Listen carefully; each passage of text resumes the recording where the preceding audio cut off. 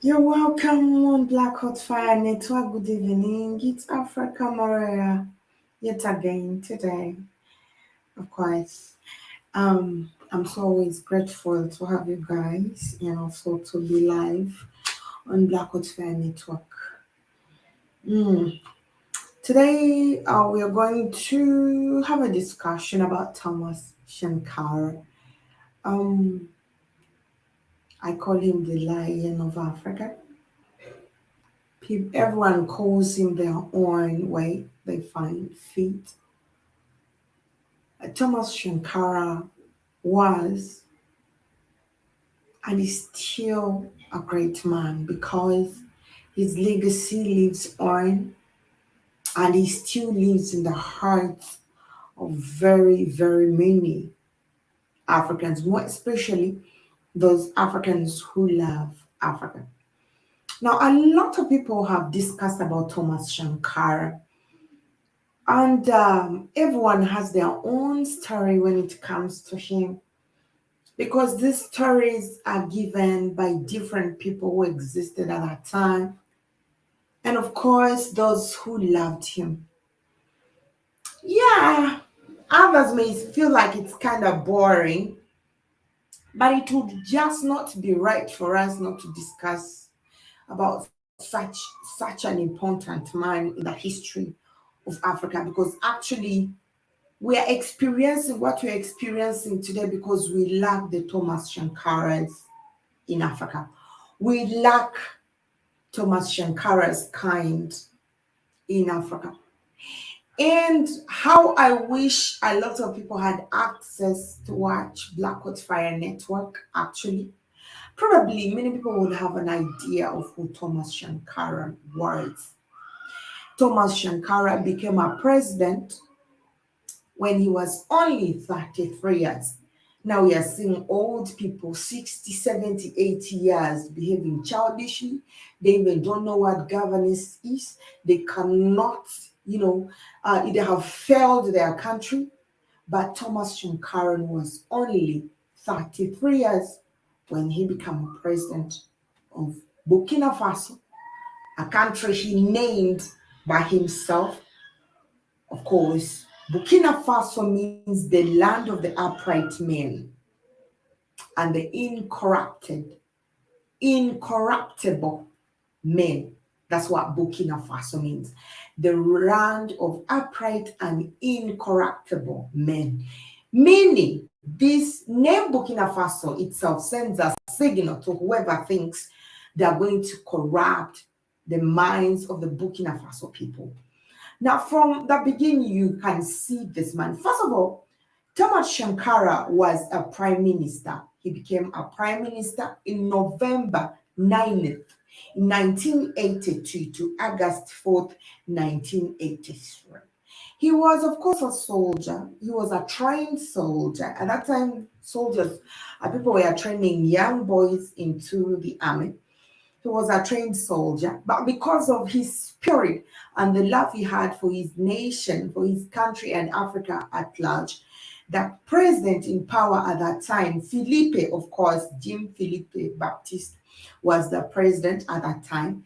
He appointed him as a prime minister. That was in November 9th of 1982 to 4th, 1983 when Felipe felt like Shankara was winning the hearts of both the soldiers and the civilians in Burkina Faso.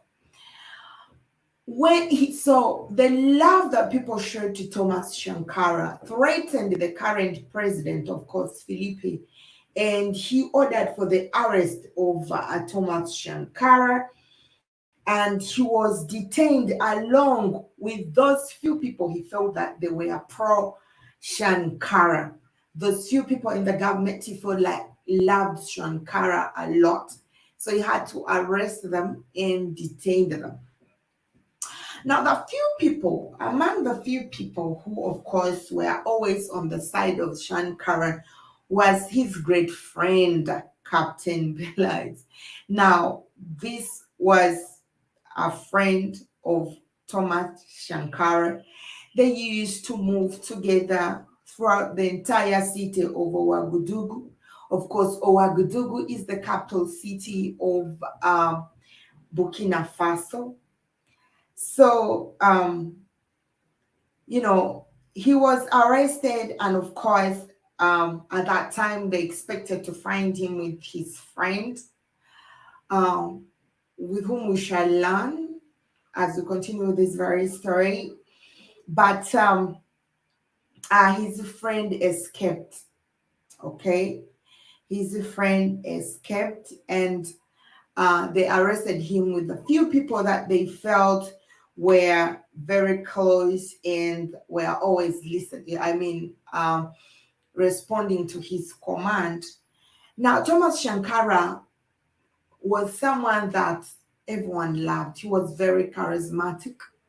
He loved music. First of all, he composed the Burkina Faso national anthem when he was in power.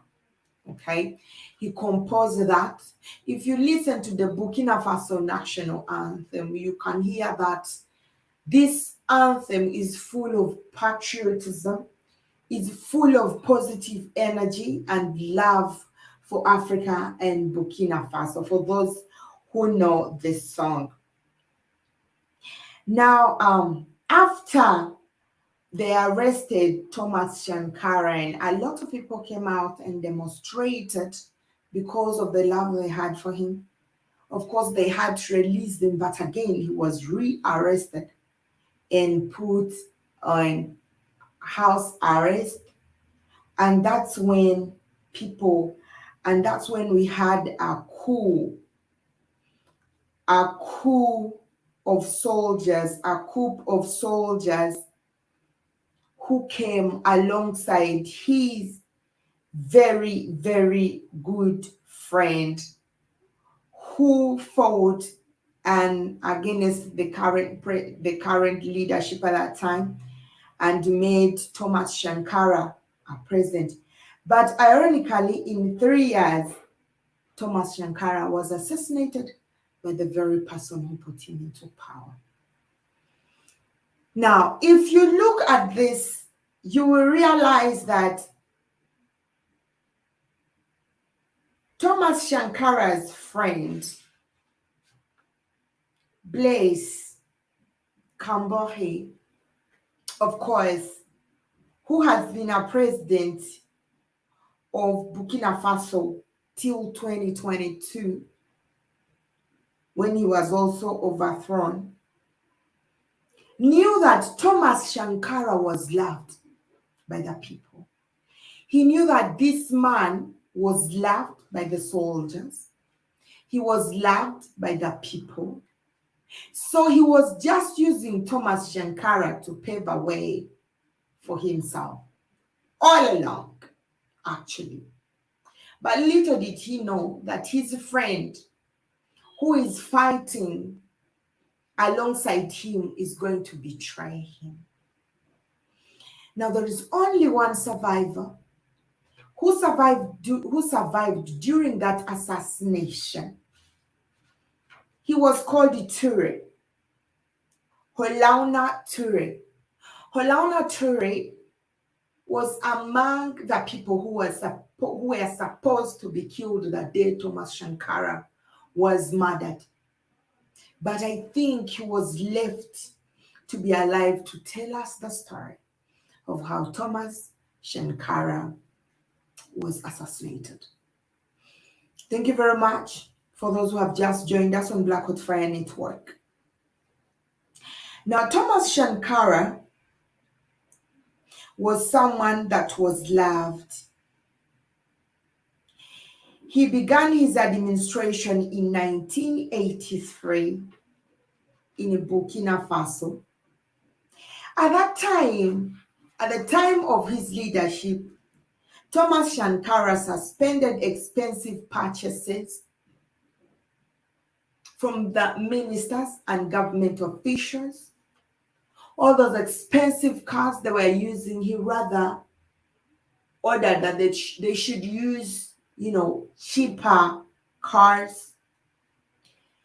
He, of course, changed the land reforms, making land available for small, medium, and large scale for agriculture.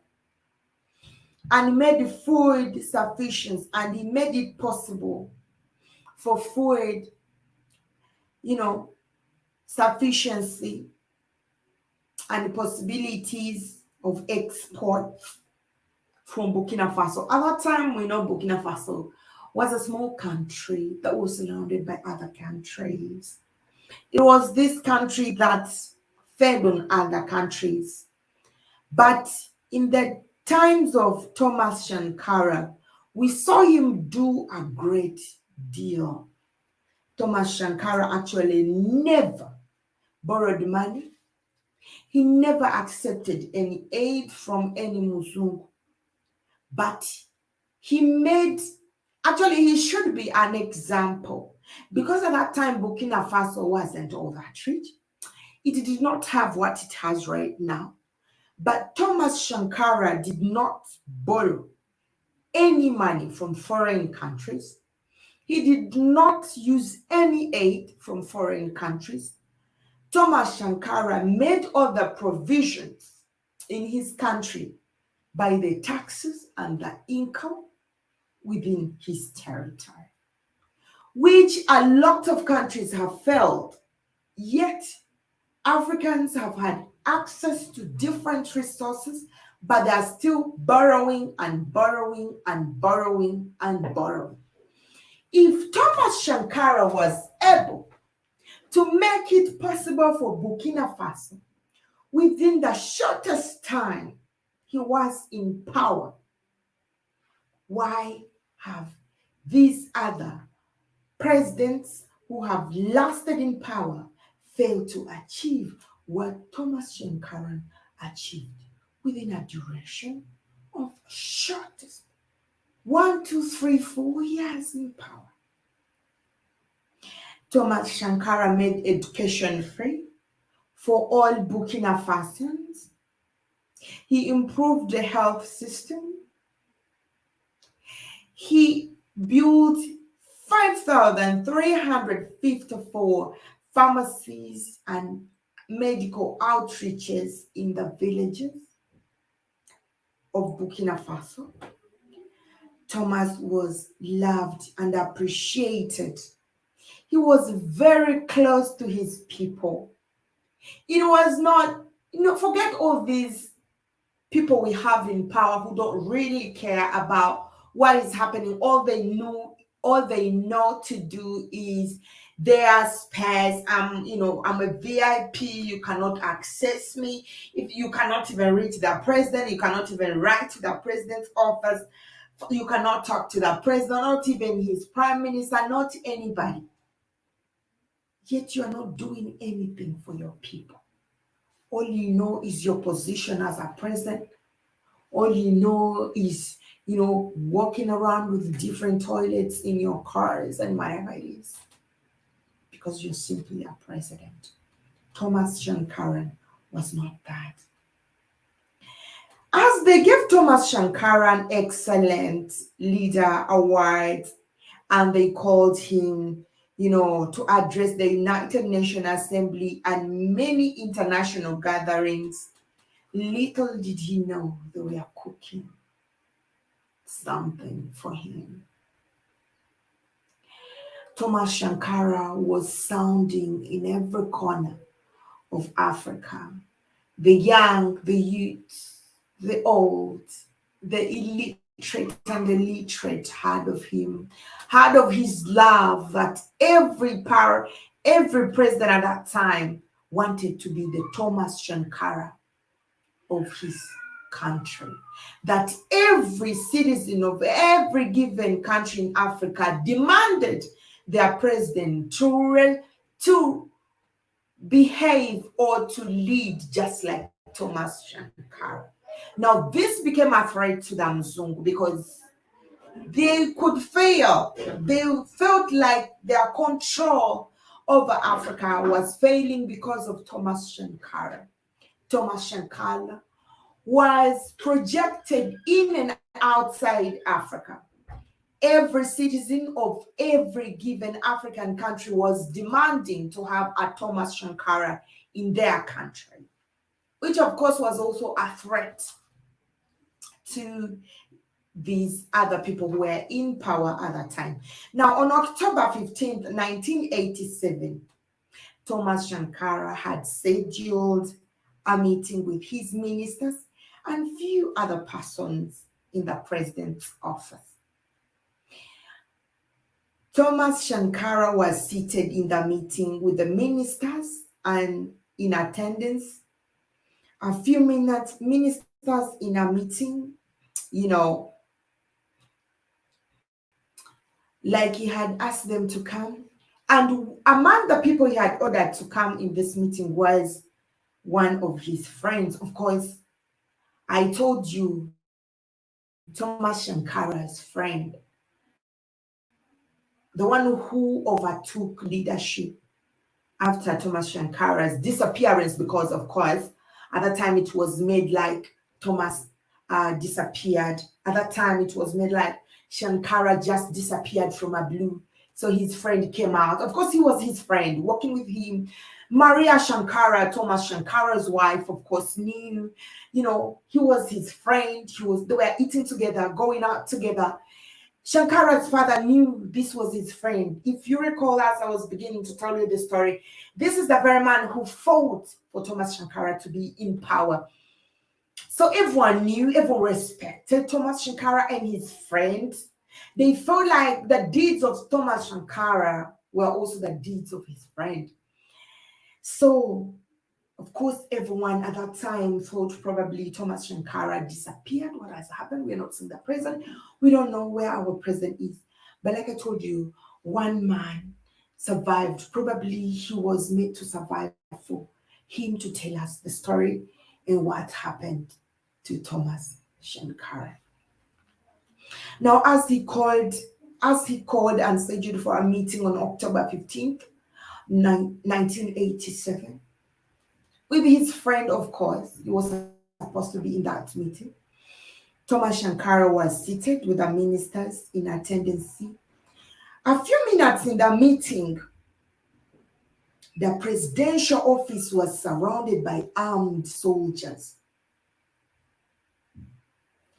Armed soldiers surrounded this presidential office, and Thomas Sankara was commanded to lift up his arms, hands up. That means he was put on gunpoint and ordered to march out of this meeting.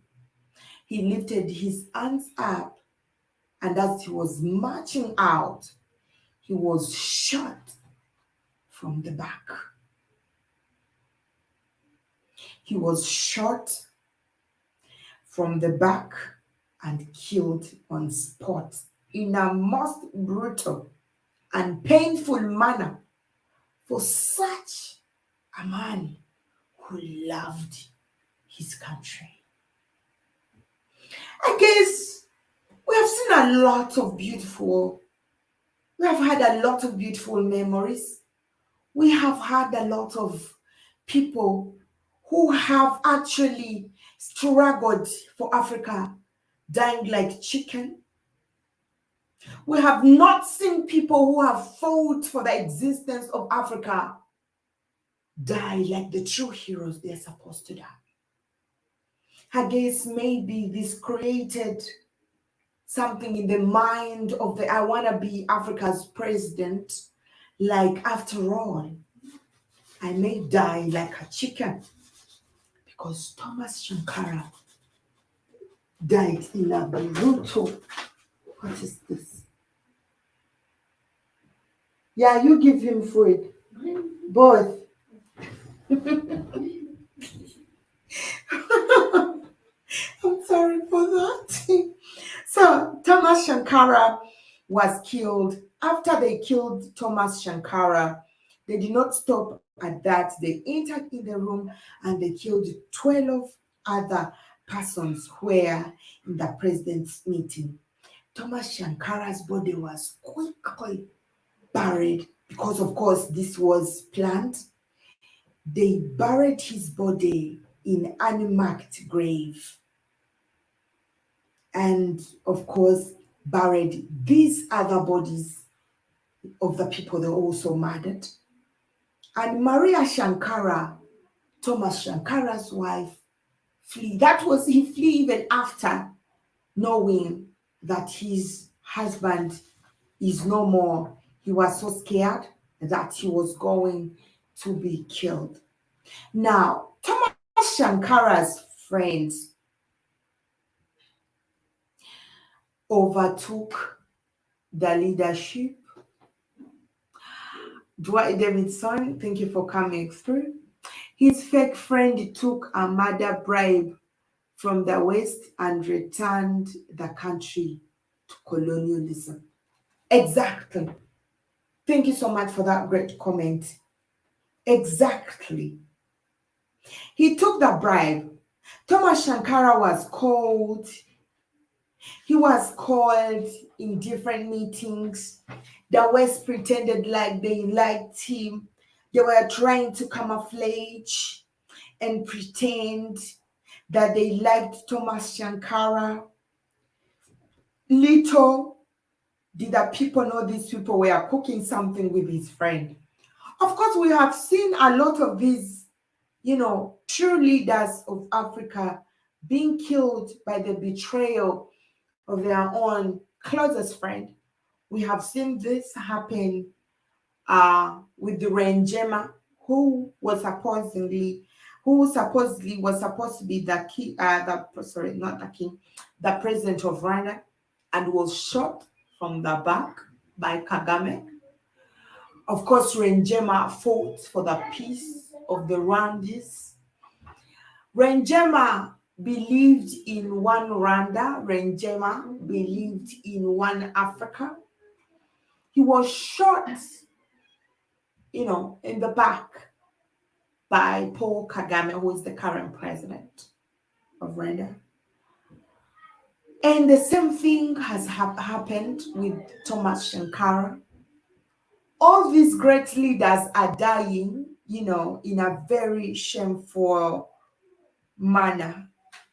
All these great leaders are dying in a very, very shameful way.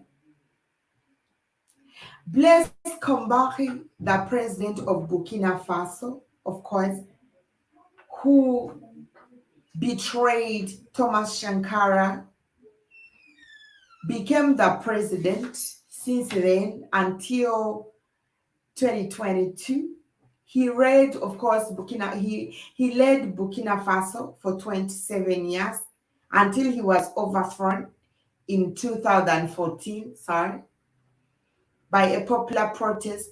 He was later found guilty of killing of Thomas Sankara and sentenced to life imprisonment. But like I was telling you, in that presidential meeting that Thomas Sankara had scheduled, of course, was this man who was called Holauna Toure, who was in the meeting at that time. He witnessed everything and he played dead to save his life at that time. Holauna Toure is still alive today, and he tells us the story of how everything happened. Now, Toure never told the world the truth about what happened to Thomas Sankara, because at that time, after Thomas Sankara was murdered, his murderer became the president. So Toure was afraid of coming out to let the world know what happened to Thomas. He rather ran away.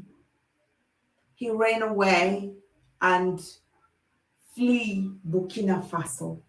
He came back to Burkina Faso after 27 years. That's when he heard that the president was, of course, put out of power by protesters. and he was sentenced to life imprisonment. It took a while for people to know what exactly happened to, um, you know, to Thomas Shankara. And people agreed for this idiot to rule them at that time because they felt if Thomas Shankara was good, this man is good because he was his friend at that time. When he came into power, he scrapped everything Thomas Shankara did. He hiked the prices of food. He again took back the Burkina Faso people into the hands of the West. He started borrowing. He started applying for aid. He allowed the Mzungu to come down and exercise their power on the land of Burkina Faso. You know, today, as I was scrolling down my phone, I came on a certain account. It is of Mzungu actually. I guess this guy is a prominent person. I didn't take much time, but I found a video which really caught my attention. This guy cut a short clip from um, a discussion a certain African woman was having, I guess. I did not have the chance to go through the entire discussion because this man just cut a little clip. And she was saying that, I'll quote her words, enough is enough for Africans to keep blaming the white people for their in progress and underdevelopment and every tragedy. I mean, gone are the days of colonization. We are no longer colonized. We have the power in our hands and everything in control, but yet we still blame the Westerns. So she was wrapping her head. Well, she looked to be an ordinary African woman with hamana. I'm not going to say that word. But what makes Africans think that we are not colonized? Because the moment we have those leaders who are willing to fight for the right cause, they get eliminated. Don't just go on social media simply because you have been given the ability and the potential and the platform where you can say your mind. Of course, as you open Facebook, they say, what's on your mind? And you start throwing your idiocracy, your stupidity out there, probably because you are dating a Mzungu man, so you want to show this Mzungu, you know what, babe, we together in this shit. We together. I'm going to fight for you. I'm going to fight for your grandparents. I'm going to fight for you, whatever. And you start expressing your stupidity and in an idiotic kind of way. You claim that you understand how this matrix works. Who say that Africa is not being colonized? We all know that a lot of the Western countries have been trying to outdo each other. If we were not that important for their existence, why would they try to outdo each other? We are seeing Macaroni come down to leave France, coming down to Africa. We've seen the Prime Minister of the US, we've seen the Chinese, we are seeing Putin and Russia. They're all trying to outdo, they're all trying to tell us Africans, you know what? We got you. If Africa wasn't that important, why would they be having this scramble? Sorry, I think I'm gonna have cold. Why would these people be struggling for Africa? For those who think that, okay, Africa, we shouldn't blame whoever. We shouldn't blame them, Zungu, for whatever is going on. We have all the, we've been having, sorry, all this. We have the powers to do whatever we are doing, and we are blaming those people. Yes, we do. But our power is limited. Our power is very limited because, in actual sense, we have never been independent. Africa has never been independent. We see Russia trying to reassure Africa of grain supply, Western leaders outdoing each other as they struggle for Africa. If I thought Africa wasn't that important, why would they be struggling? Because they are so afraid they may lose their colonies. France still gets taxes from Africa. We are having religions down in Africa where people giving a tithe, offering, and what have you. Let's look at the Catholic Church where we give a tithe every day, offering, and all this money is saved in a bank which connects to Rome, Italy.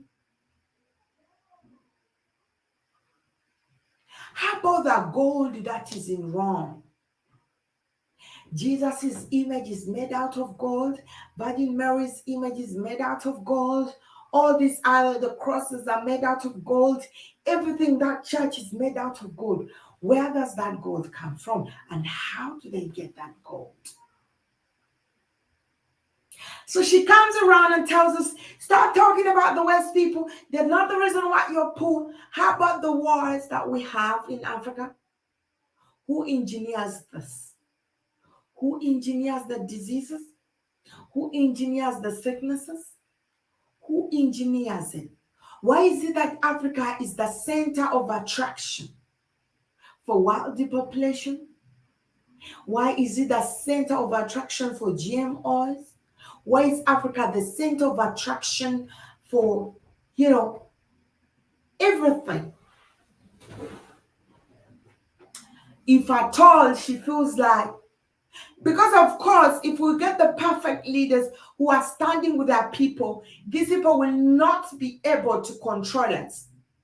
That means before you send your vaccines here, these pure or the true Pan-African leaders will stand out and say, we are not taking that vaccine unless it undergoes some tests. We are not taking those vaccines unless we don't have any way of producing our own. The things are hiking in Africa because of the loans, because of the so-called aid. We are forced to comply. We are forced to abide by their missions. Presidents are selling their countries. They are selling their nations because of the aid they want. If Thomas Sankara was able to build his country with no aid whatsoever, how about these other countries? How about the bigger countries that are even bigger than Burkina Faso? He was able to build 5,354 health outreaches in villages. We are not counting the big hospitals he built in towns. If he was able to do that without aid from Amzungu, Amzungu is someone who feels bad if you don't ask. How can Africa be independent? How can Burkina Faso be this independent? How come they're not asking for aid? How come they're not asking for anything? And how is it possible that Burkina Faso is able to build these roads and also have these hospitals, the schools having free, education system? And then Thomas Shankara says, to hell with the Mzungu's education system. We are going to have our own system that fits the people of Burkina Faso. Now, this annoyed the people. How is it possible that this black man is trying to say he can do away without us? How can Thomas Sankara claim that he can do away without this? No, I think we should find a way of eliminating him. And of course, they promised his friend that if you eliminate Thomas Sankara, we are going to make you the president and we shall keep you in power for fucking 24 years. This man, they have been keeping Thomas Sankara's murderer for all these years in power until the people of Burkina Faso said, enough. That's why that was in 2014. 2014, when they said, we've had enough. And this, but the Muzungu kept this man in power. They felt like, they could not use Thomas Sankara.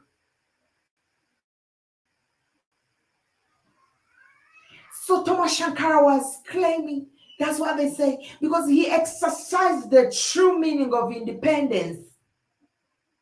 And he was an example that a lot of African leaders would actually follow. Because they would say, okay, if Thomas Sankara was able to lead his country this way, if he was able to live, to develop, to construct roads, to build schools, health facilities, make food available for the citizens of Burkina Faso and also available for export to other African countries without European aid or without aid from any country, then it is possible for us.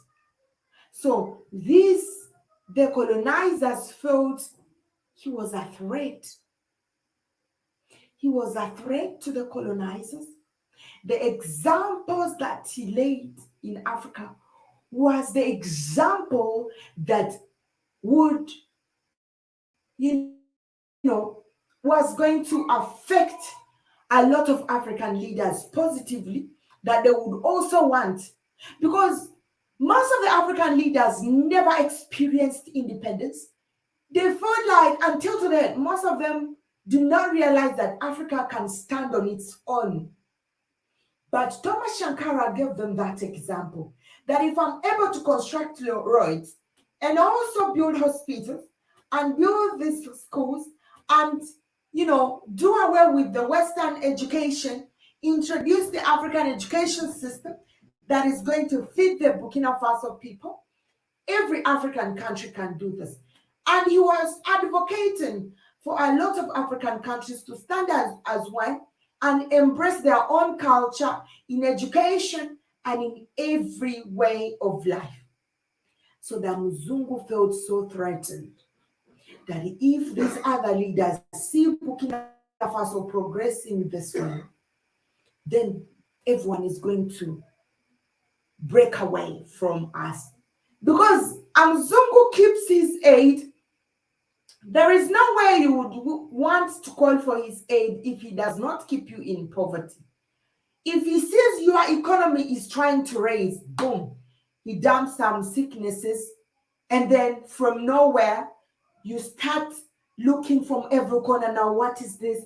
What are we having? We are seeing Ebola coming. What should we do? How are we going to, what are the countermeasures we are going to use to fight for our people? What should we do right now, And then the first thing they bring their aid. We are going to give you aid for you to try and fight this Ebola.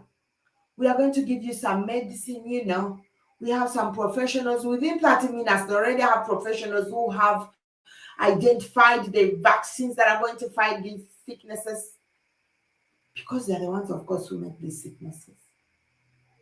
So, of course, Thomas Sankara, living that life of a hero and being murdered by one of his best friends, of course, who was also used by the Mzungus. Africa lost a hero. Africa lost an irreplaceable man Thomas Shankara can never be replaced. I've not seen Thomas Shankara in any African country. Every good African leader had their own way. We have had Idi Amin for the Ugandans. We have had him fight for the Ugandan people. Thomas Shankara was great because he told these people, we can do away without you. We don't want your aid. I quote in one of his speeches, he was like, for those who want to have AIDS, are you going to fight? Are you going to pay it back? He said, why do we need aid from the French people when they are getting from us? They are taking what is ours, and then they want us to ask money from them. And what happens in the end?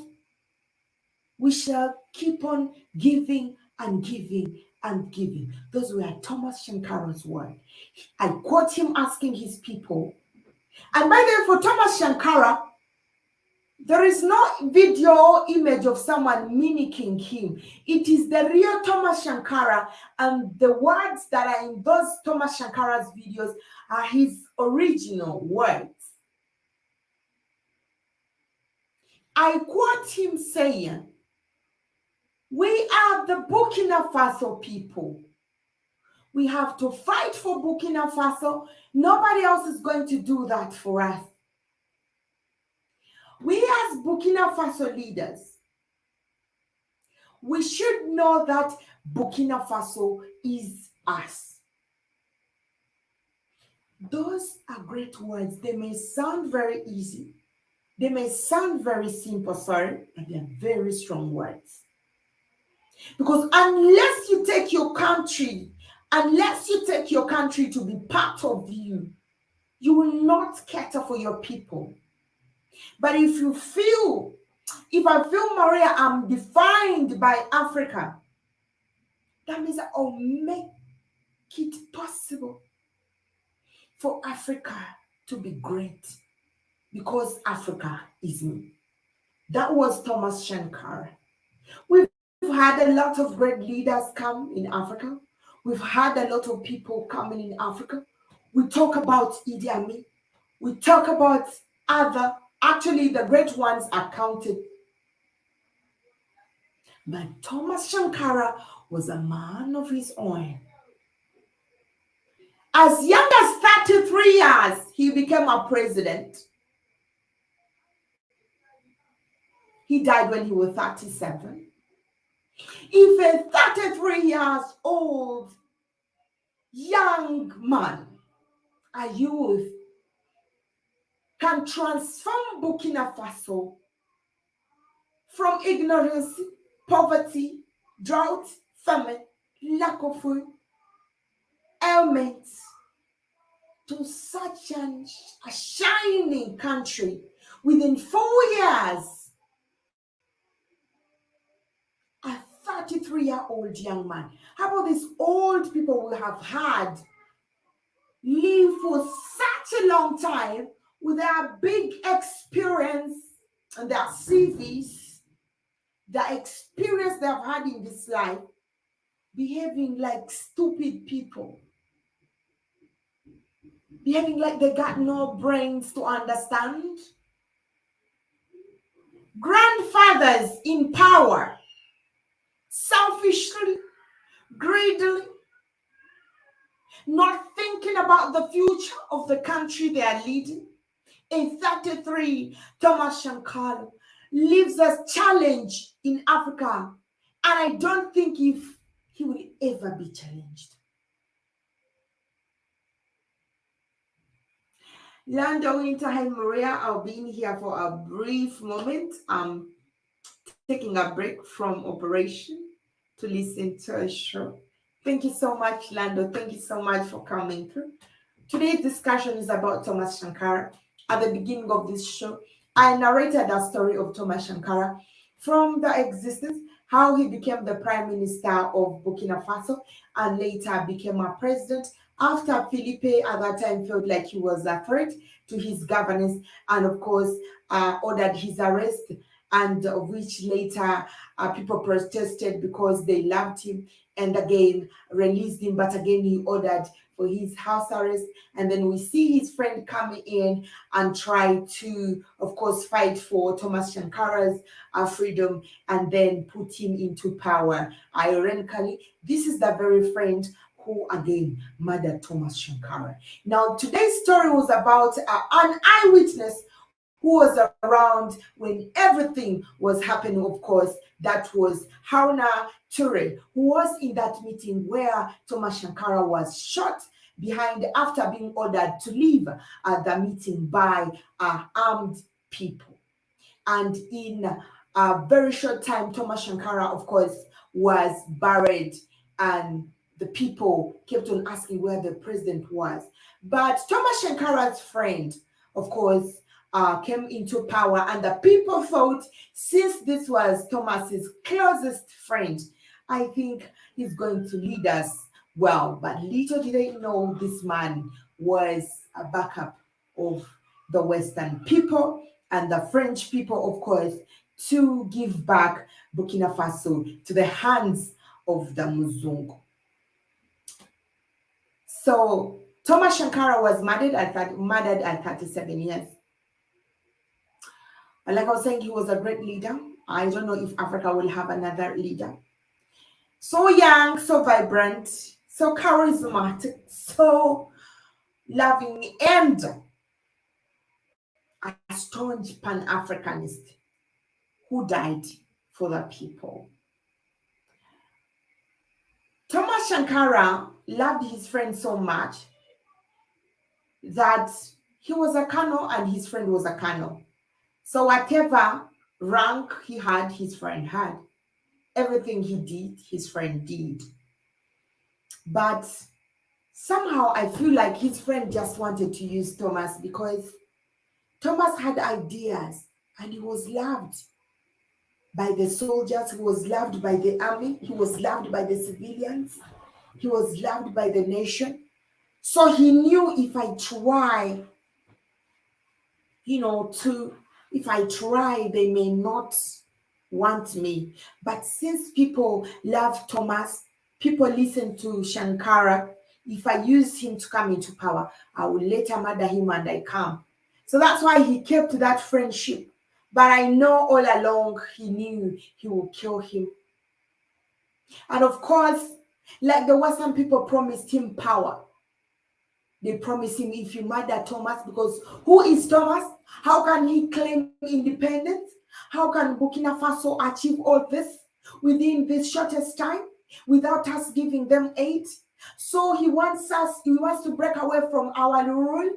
He wants to break away from, the Western life. That's impossible. Thomas Shankara built 5,354 health outreaches in the villages.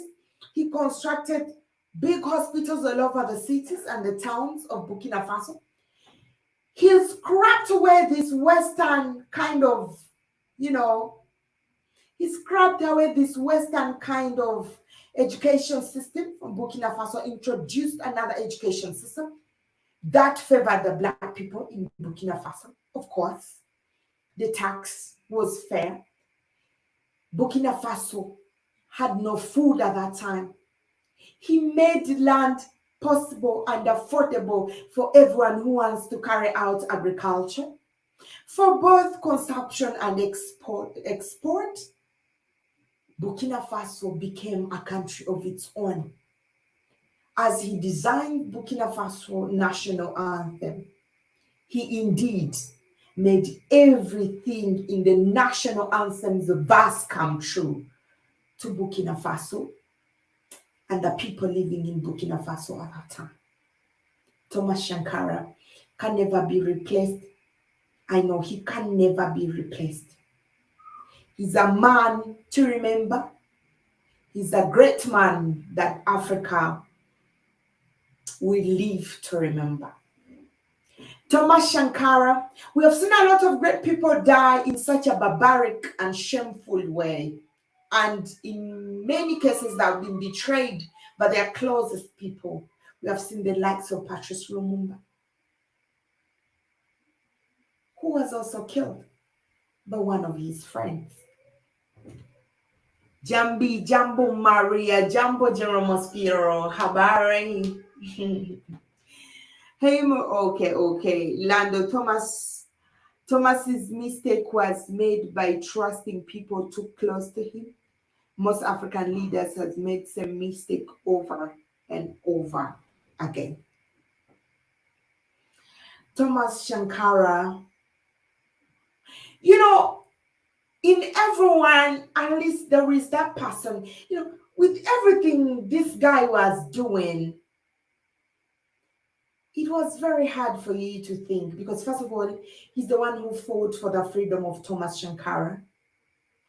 He's the one who led him to govern to presidency. So I don't think he would. But I believe they had some, misunderstandings over stuff because this man felt like we are not having the power that we are supposed to have as president. We need to have those jets. We need to have those beautiful, expensive cars. We need to be sleeping in mansion, Shankara, We need to have those women we want to have, Shankara. Why are you not having the access to that? Don't you know the benefits of being a president? But Thomas Shankara was saying, no. Being a president, I'm a president for my people. Not for me. Not for me, but his friend.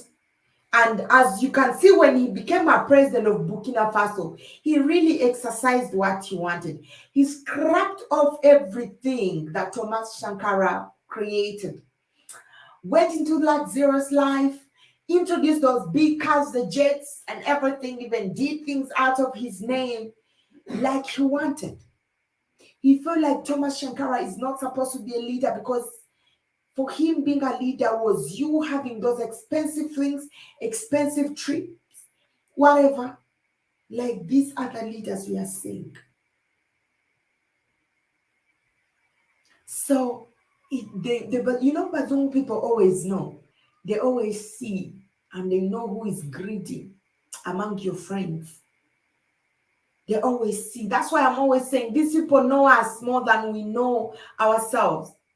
So they knew Thomas Shankara'S friend more than he knew him because probably he was so open, but they saw that, yeah, this man can be used because his missions are different. He's so greedy, So they used him, and yes, he drove Burkina Faso back to the hands of the Bazungu or the hands of the West, the French people. And Burkina Faso has never been the same since the death of Shankara. Burkina Faso has never been the same, and I don't know if it will ever be. We've seen a lot of great people. I will repeat, Thomas Shankara was a man that can never be compared. And yes, Africa lost a great man, and Africans are losing great people. We are seeing. So, like I was saying, this woman I saw making a video, of course, which was supported by a lot of Bazungus, that they made a clip out of it, and a lot of Bazungu be having her video when she's trying to say Africans are blaming the Bazungu for what they are going through. Bazungu have not done anything to you, If this colonization stopped long time ago, I knew how stupid she was the moment she said that, because colonization has never ended. It is just shedding its skin. It is just removing one mask, putting another, removing one mask, putting another.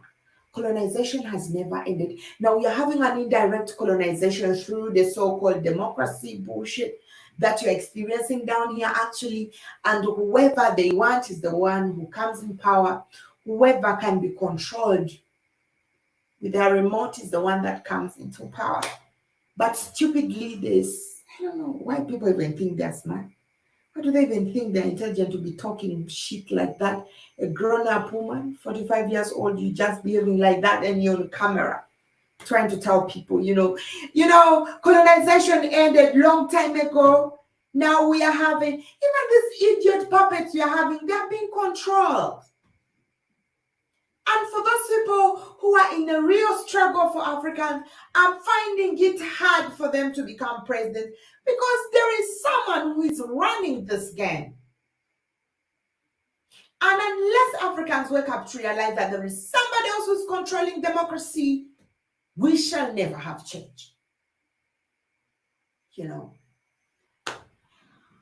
The first thing a revolution leader must do in order to gain control over a country, secure your border. Create a secret alliance with other African countries to establish intelligence gathering system. That is Lando. Great. Thank you for that comment. For sure. For sure. But if I told Thomas Sankara, I feel like he was too smart and not so selfish to not have done that. But maybe he had future plans for that. Because he died, so fast. So very fast. Anyway, this is Africa for you.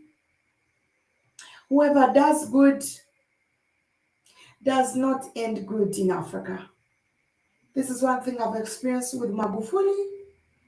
We have seen Magufuli die in a very weird way.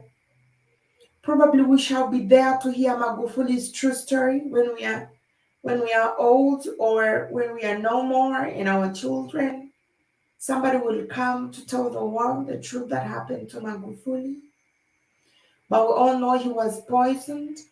But Magufuli knew because in some of his speeches, he also used to say, I may die anytime from now. And I know if Magufuli was poisoned, this was done by one of his closest, person, because as a president, you just don't eat anywhere anyhow.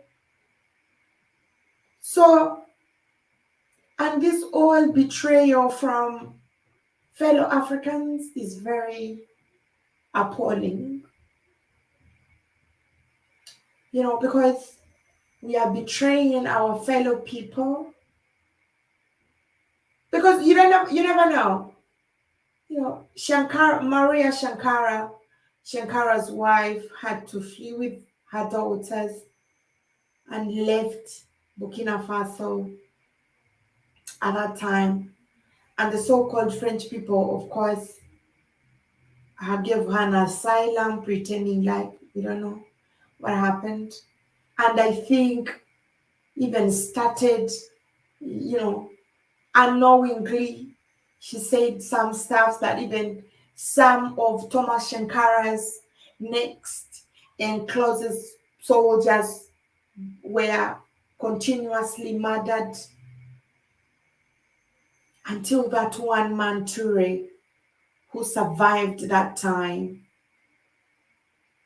has lived to tell us the true story of what transpired. And that's when, of course, the so-called Thomas's friend was arrested and sentenced to life imprisonment. That was in 2014.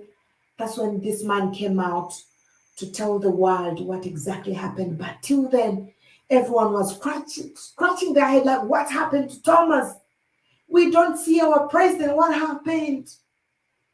Little did they know that this idiot killed Thomas Sankara and buried him like an animal on an unnamed grave. They buried Thomas. So you can see I guess maybe this created in the mind of some, cowards, like, if you keep on fighting for the true cause, you die like a dog. At least I've ever heard somebody say that. Why don't I enjoy so that if you kill me now, I have enjoyed. I'm not going to die and leave my children poor. I've heard some presidents say that. I'm not going to die and leave my children poor. At least if I die, let me make sure they have something, they have where to begin from. But that is not being a leader. Being a leader is selflessness. You love your people, you're willing to deal with your people, you are willing to do things for them selflessly, unlimited, purely, and above all, bravery. Being a leader is something that goes beyond what are you living for your people. Because being a leader means you put aside your people and focus for the major cause. And that most of the African leaders do not have. I heard the Chinese were behind his poisoning.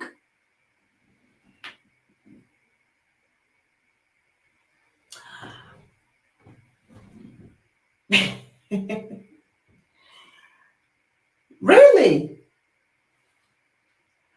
I don't know.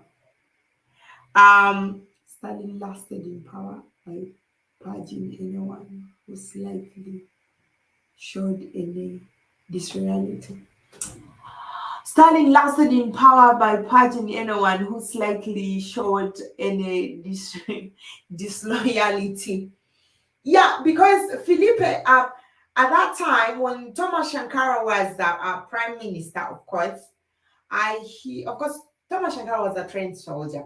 He became a prime minister because of what he was doing for his people. People loved him. People liked him. So the president Felipe at that time knew, if I put Thomas Sankara to be my prime minister, I will gain power like that. But since Thomas Sankara, the love for Thomas Sankara kept on increasing, and he started doing stuff that made people love him. The soldiers believed in him. So this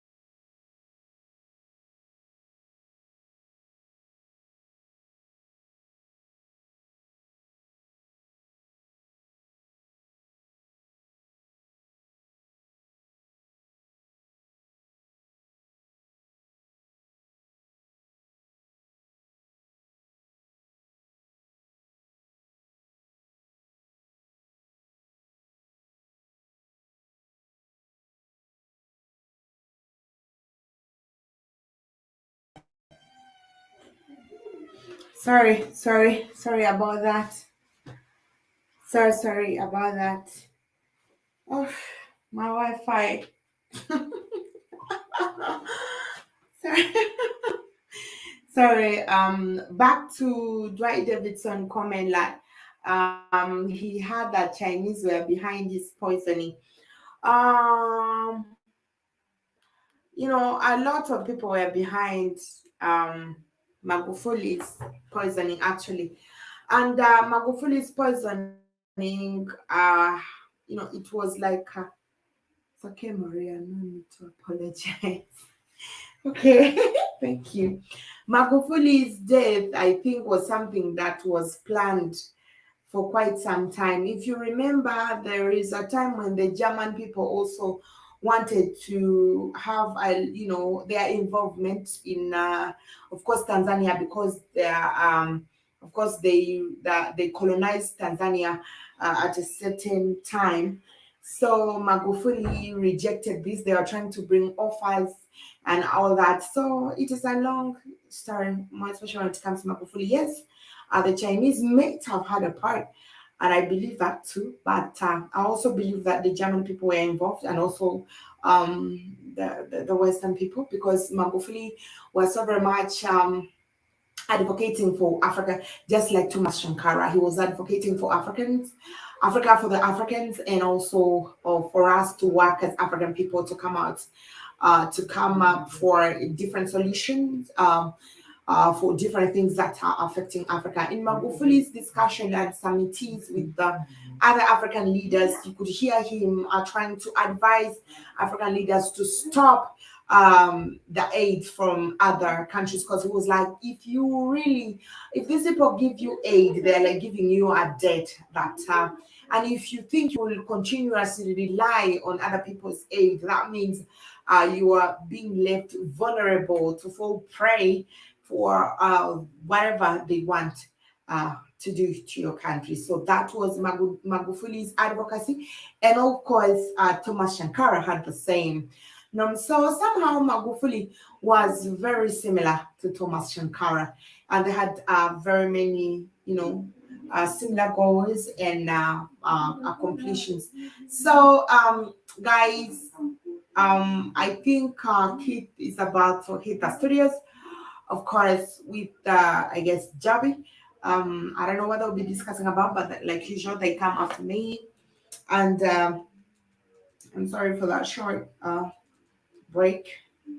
It's not even a break, it was an abrupt break. But thank you very much, guys, for loving BLACKHOT Fire Network.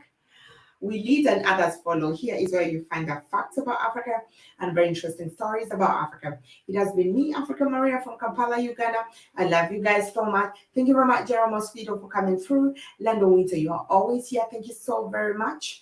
Dwight Davidson, thank you so very much for those great comments, of course.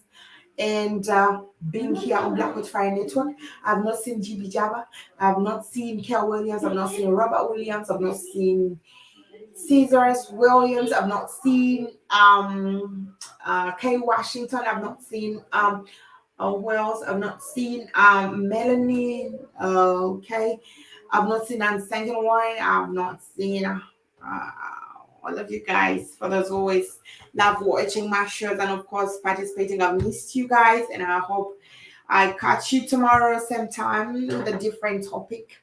Thank you very much for being here. I won't say stay tuned because of course, whatever. But keep it on BLACKHOT Fire Network. Bye bye.